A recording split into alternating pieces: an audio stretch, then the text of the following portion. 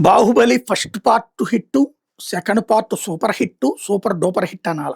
ఇప్పుడు చాలా రోజుల తర్వాత ఈ 2 పార్ట్‌లని కలిపి ఒక 3:30 గంటలకి trim JC 'Baahubali the epic' పేరుతో ప్రపంచమంతా రిలీజ్ చేసినటువంటి రాజమౌళి, ఇప్పుడు తాజాగా 'ప్రభాస్‌కి' ఒక బహిరంగ లేఖ రాసుకొచ్చారు.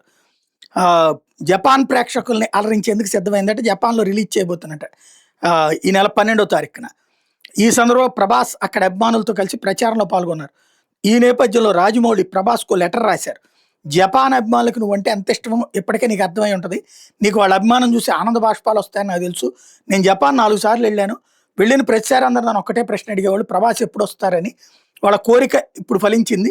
ఇన్ని రోజులకు నా 'బాహుబలి' అక్కడ సందడి చేస్తున్నాడు. జపాన్‌లోని మా అభిమానులందరికీ మరోసారి ధన్యవాదాలంటూ చెప్పుకొచ్చారు.